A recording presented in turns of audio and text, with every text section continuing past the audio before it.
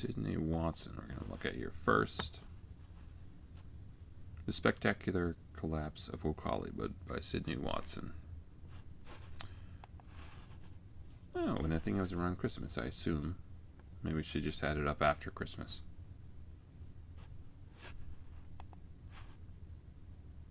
One month ago, so yes. Glad she's not some sort of anachronistic harpy. For the record, I like keeping Christmas lights up after Christmas. Okay, this one was actually inevitable. Hi, my name is Sydney. Welcome back to hell. I saw a couple comments recently from people saying that they're a little upset that I'm not referencing the fact that we're on our hell gondola, but rest assured. Does hell have gondolas? I know in Greek mythology there would be the river Styx and whatnot, and that was a thing, right? Do you have to get over the river Styx in order to get into hell, or was it just a thing where... Sure, guys, you're always on the boat. You can't get off, you're not allowed. On a completely unrelated note to anything, when I was picking this little fun screensaver for this video, it made me so sad because living in Texas, it's constantly always hot, and I just want a Christmas that looks like this. Why can't I have you? Yeah, Texans, all those people down south are basically spoiled. That's why they get into all the trouble, right? People up north, we don't get into all that kind of crap. We have winter. Helps cool the blood. All those southerners with their protests and crap. It's too cold to protest up here.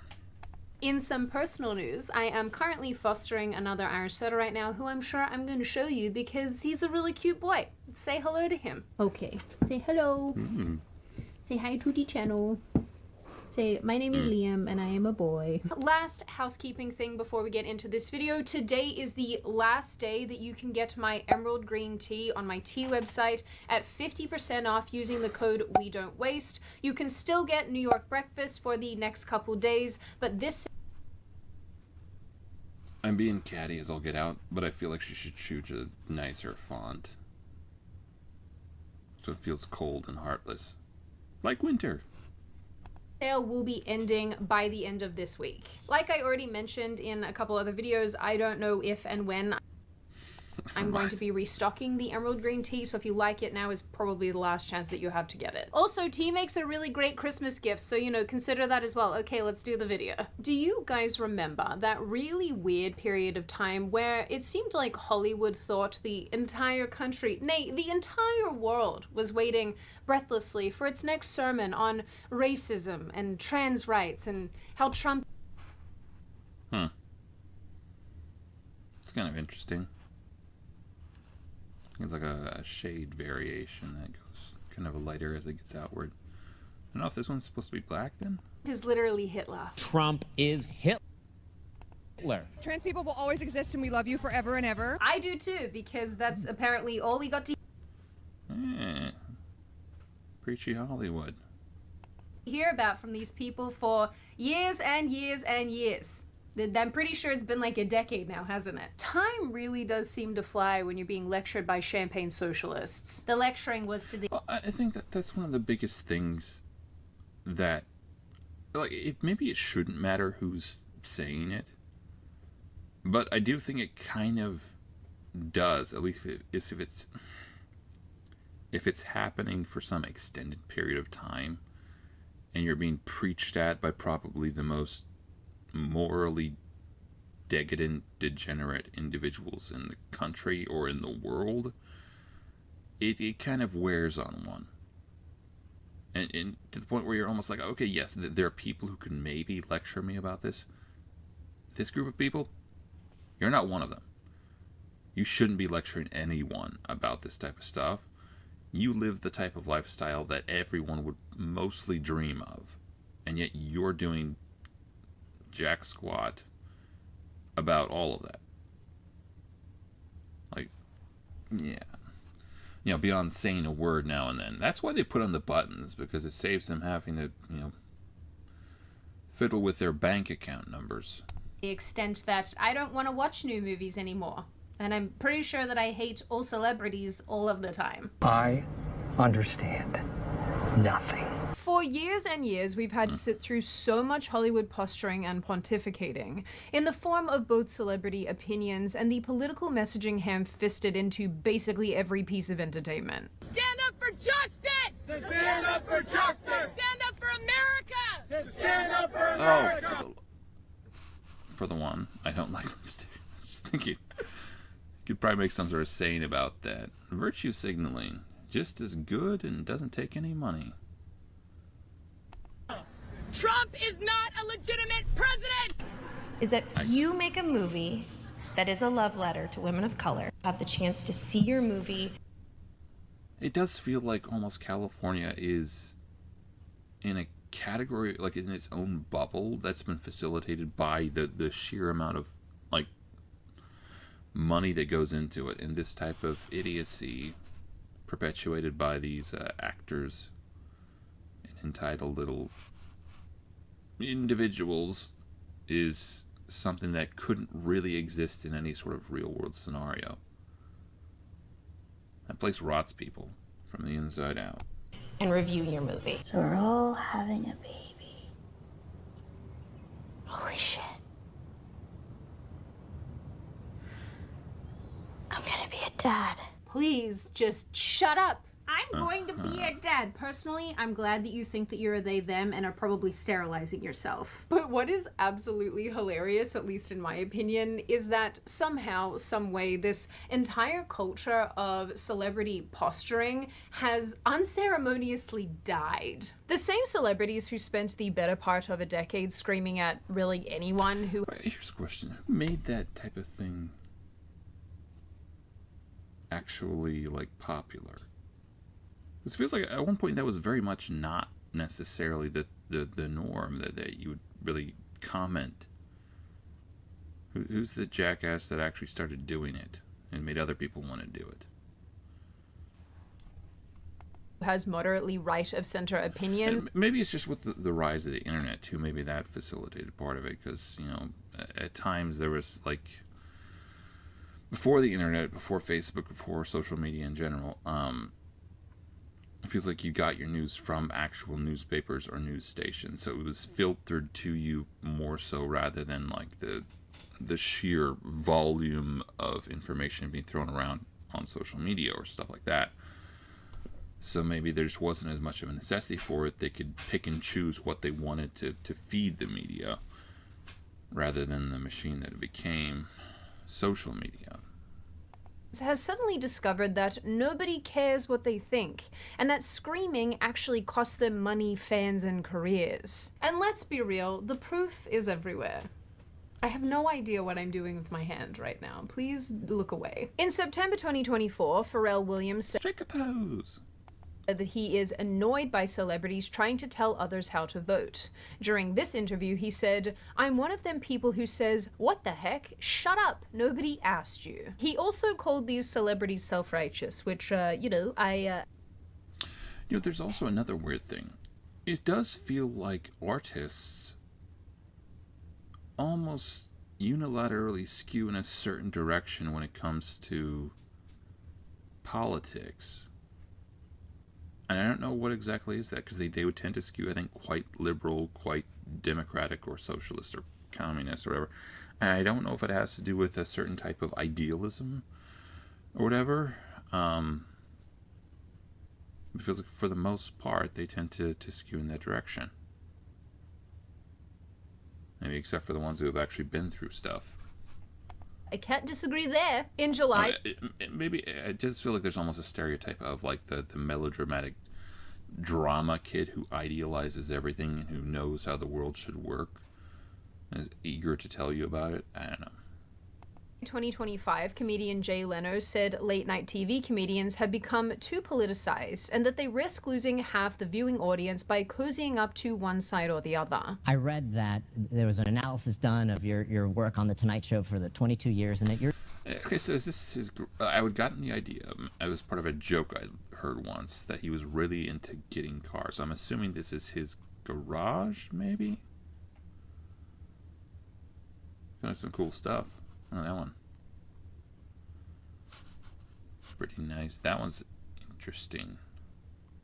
jokes were roughly equally balanced between going after Republicans and taking aim at Democrats. Well, Did you have a strategy, or like was that? Well, it's funny to me when I got hate letters from Miss Long, you and your Republican friends. Well, Miss Long, I hope you and your Democratic buddies are happy over the same joke. And I go, well, that's good. So that's how you get a whole audience. Now you have to be content with half the audience because you have to give your opinion. And to me, I like to think that people come to a comedy show to kind of get away from the things, you know, the pressures of life, wherever it might be. And I love political humor, don't get me wrong, but it's just what happens was people... I think there's a point to be made, too, that I think it's just a matter of skill sometimes, because I feel like there are people in Hollywood who are so inept that they could make a joke about the most innocuous thing in the world, and they would still tick someone off. And then there's other people who are very eloquent, who can make a joke about the most divisive topic in the world, and they would still make people laugh and still make people think about it because they're just good at it. And maybe there's a little bit of a deficit of that sort of skill or eloquence in Hollywood at this point. Wind up cozying too much to one side or the other. In November 2025, Jennifer Lawrence, who was once extremely politically outspoken, routinely attacking Trump during his first term. Now, to be fair, she kind of has to, because, you know, they're calling the one side Nazis, and she's blonde-haired. And same with Taylor Swift. Gave an interview where she essentially said Sydney Sweeney, I don't think she's actually blonde, from what I would have heard. We've learned with election after election that... To be fair, I don't know if either of these are blonde, or if Taylor Swift or... Jennifer Lawrence are blonde either. They might be dyeing their hair as well. Celebrities make no difference in who people vote for. I don't really know if I should. I think, like, the first Trump administration was so wild, and just how can we let this stand? Like, I felt like I was running around like a chicken with my head cut off. But as we learned... That is a very apt metaphor.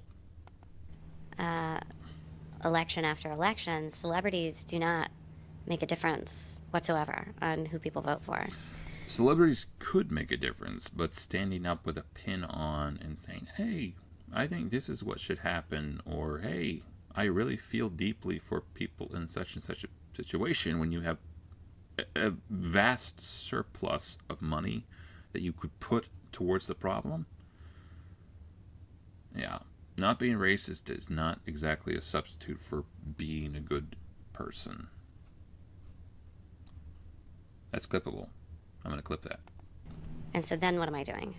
I'm just sharing my opinion on something that's going to just add fuel to a fire that's ripping the country apart. It's almost like getting paid boatloads of money to play pretend has absolutely no impact on the real world. It's crazy. I can't help but wonder if the reason why a bunch of these celebrities are jerks is because they don't get very good sleep. Which is why they too should hear about the sponsor of today's video. That's nice. That's a nice transition.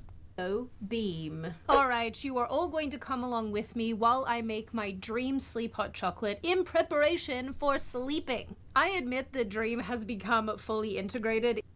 I was just thinking of that song. Oh, these are not black. Kind of cool though, the way she decorated them. I was thinking of the Willy Wonka one. Come with me.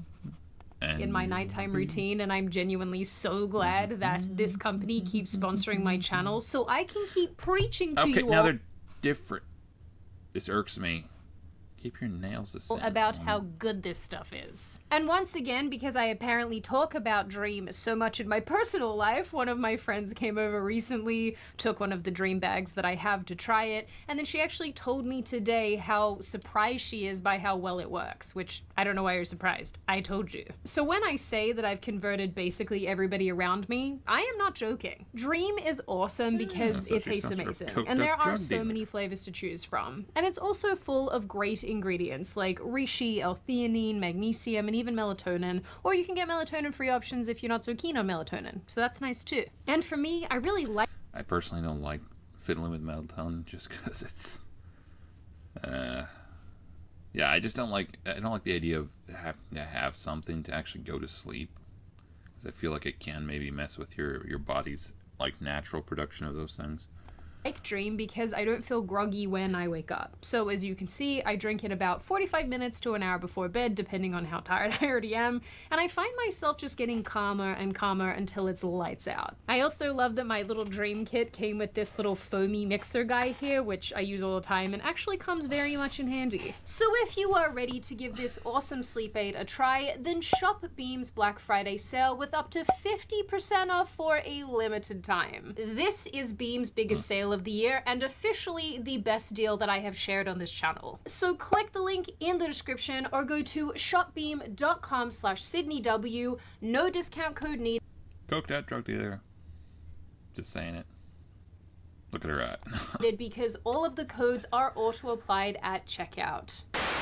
The biggest recent example that I'm sure you have all heard of by now is important because it was more of a non-answer. It was the antithesis of political lecturing. It was just silence. In late November 2025, Sydney Sweeney was once again lambasted online because she refused to say anything at all about her controversial jeans commercial.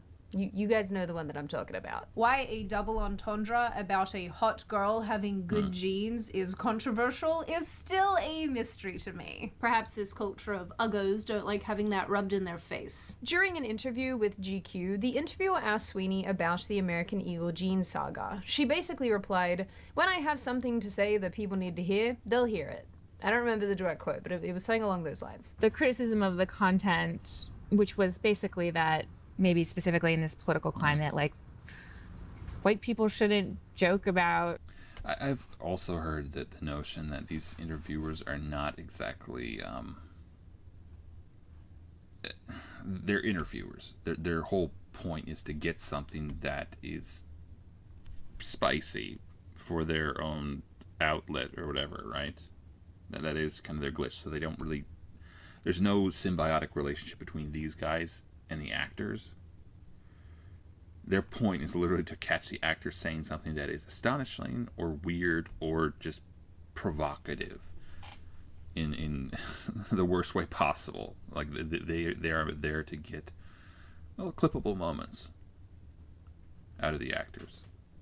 So yeah, I would be if I were an actor, I think I would either not give interviews or be very, very careful about, like, maybe train your actors with some sort of media literacy junk. Genetic superiority. I think Disney actually does some of that, maybe, but yeah, I don't know. Like, that was kind of like the criticism, broadly speaking. And since you are talking about this, I just wanted to give you an opportunity to talk about that specifically. I think that when I... Specifically? It's a nice inflection. I have an issue that I want to speak about, people will hear. Were you surprised by the reaction? I did a Gene ad. Seeing people losing their minds over Sydney Sweeney wasn't terribly surprising, given how much of a fuss she kicks up any time she's mentioned. Her non-apology, her lack of groveling, obviously made these people even angrier, because that is the one thing that they want in these situations. Groveling and penance. But Jennifer Lawrence's comments and Sydney Sweeney's non-response were both really interesting in their own right, because I think that they really do signal a bit of a sea change happening in Hollywood. One where actors, actresses, studios, and everyone in between have started to realize people do not care whatsoever about leftist. This was another one come up a while back. Where Keira Knightley, I think, was asked, I think she was doing something for Harry Potter. And someone had asked her about the trans thing, and she kind of did like a half laugh. And it gave like the most British answer ever, I think. Something like, "Oh, I'm very sorry that the trans people feel that way. Hadn't thought of it," or something like that. It's like politics, but more specifically, their leftist politics. And more importantly... How do you feel about afros? I don't know how I feel about them, really. They're just kind of a... They're not my favorite hairstyle. Well, it depends who's wearing them, too. They're too poofy. It's like those giant, ridiculous hats that people sometimes wear. That we don't want politics in the media that we consume at all. I do not want... When did afros become a thing, even? Is that some sort of hipster, like, no, not hipster, hippie 60s type of thing? Is that when that became a thing? I feel like it wouldn't have been like turn of the century or anything like that. I feel like it would have come along during maybe the 60s or something like that. I want your gender or diversity quotas. I want storylines that make sense. And shirtless men running around punching holes in walls. It's not that much to ask. As most of us with eyeballs have observed for years and years, it seems that in Hollywood for the longest time, the only acceptable political stance was to be a progressive, to be a leftist. For years, the industry has operated with a simple... Which is actually... Well, it's actually kind of weird, because I think for a long time out in Hollywood or along the West Coast there were like a ton of army bases and stuff like that. So I don't know at what point it really shifted into this type of Hollywood thing. Maybe it was just after like it became such a popularized industry or whatever. Not for sure. Not for sure. Simple unspoken rule. If you have a platform, you must use it to advance progressive politics, or risk being branded racist or bigoted or worse. And this rule has played out in countless ways. We have had actors and actresses making red carpets into protest stages, which has just been insufferable. Award speeches became less about acceptance of the actual award and more about proclaiming one's political opinions. This happened so much that even 2020 Ricky Gervais dedicated an entire speech of his own to calling celebrities out, accusing them of not even knowing what the real world is like. Well, you say you're woke, but the companies you work for, I mean, unbelievable. Apple, Amazon, Disney. If ISIS started a streaming service, you'd call your agent, wouldn't you? So, if you do... I was just... What was I thinking about? Oh, yeah. Didn't Disney shrink a number of people of the African-American persuasion on their posters? Not technically just African persuasion. I think some of them were British, so... Like, I'm pretty sure on the Star Wars one, they had shrunk Finn. I'm pretty sure on Black Panther they had done something. They were doing a little bit of philandering with that poster. Yeah. So their morals are rock solid until they come into conflict with their dollar amounts. You win an award tonight. Don't use it as a platform to make...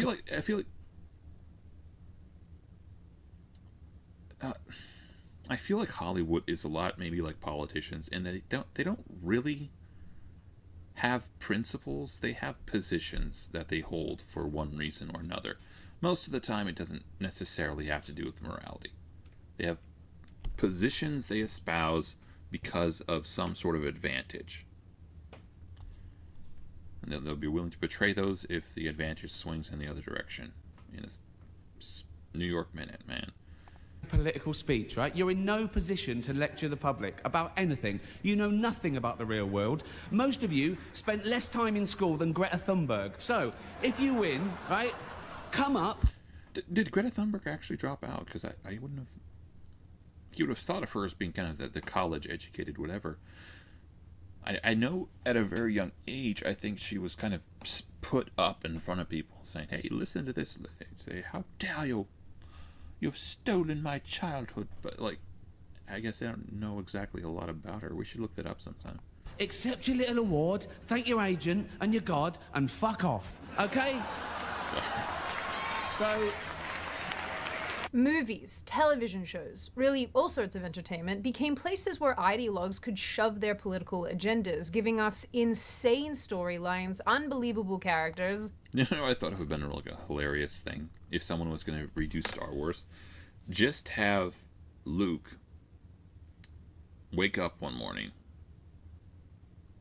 as a young Luke and be like, huh, that was a really weird dream. Just retcon all of the Rise of the Skywalker, all of the past, all of the new movies, just retcon all the way back to you having Luke and Kylo Ren training as, you know, Jedi and Padawan, and follow that story. You could maybe even involve some of the other characters at some point, but just redo it as that.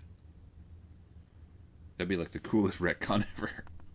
And that's just the basic stuff. That's not even the worst of it. It also gave us a bunch of stupid dialogue like this. Well, here's the thing, Bruce. I'm great at controlling my anger. I do it all the time. When I'm Except when you need to trauma dump on people? called in the street, when incompetent men explain my own area of expertise to me, I do it pretty much every day, because if I don't, I will get called emotional or difficult, or might just literally get murdered. What's that? See, I feel like a dude wouldn't maybe necessarily even be able to tell you when and where and how they control their temper. The fact that you can recall it, never mind. That's puzzle. That was like the most ostentatious rant that she ever went on, though. Like, that is kind of because I do it infinitely more than you. Talking to a guy who's literally been through wars, who's lost the love of his life, who literally tried to commit suicide, and has dealt with this crap his whole life. He's been hunted by the military. Like, it's kind of like walking into a,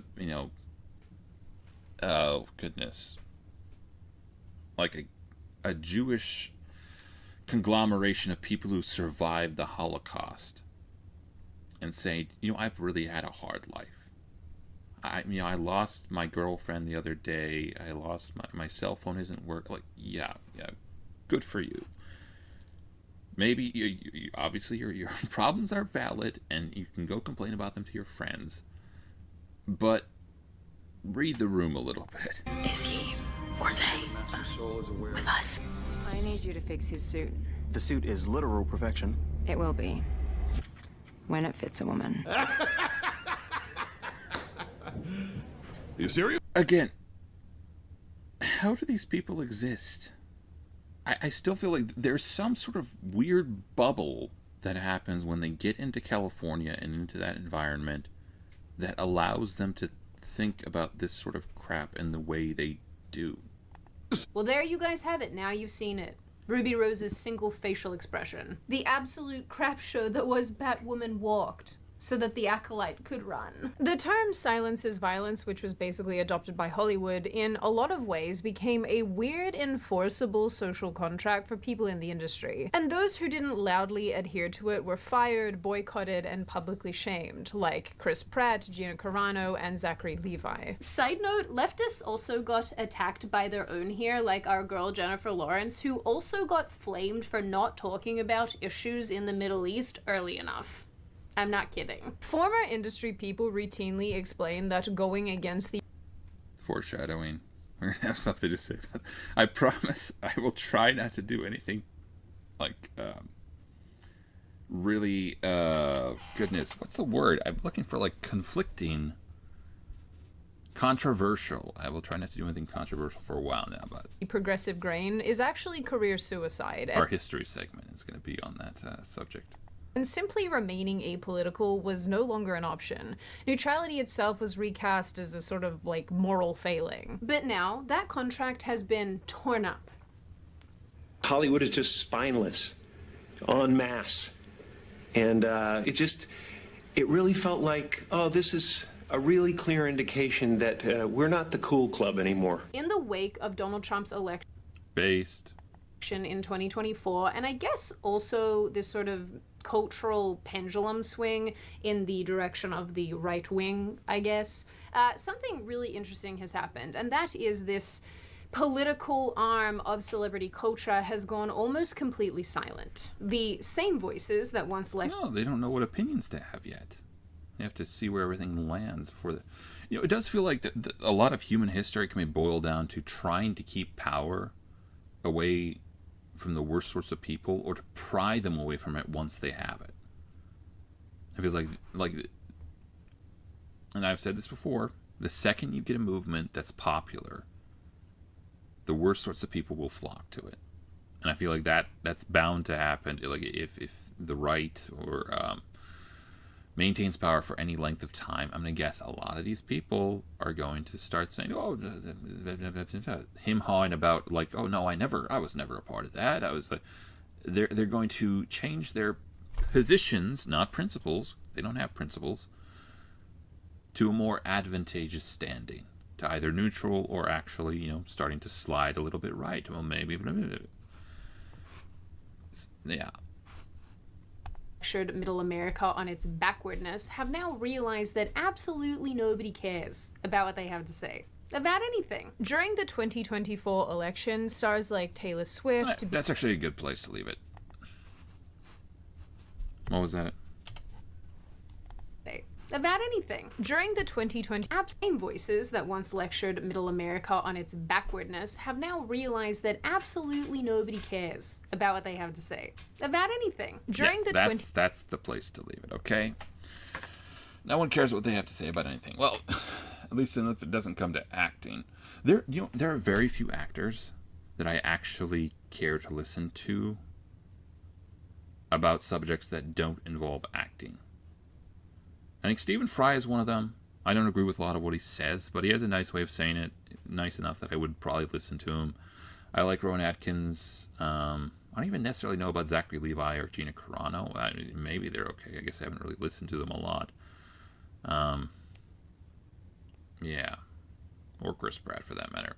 But there are very few times when I want to hear an actor talk about stuff that isn't really acting. Because most of them are, like, when it comes to anything else, they know diddly squat, in my humble opinion.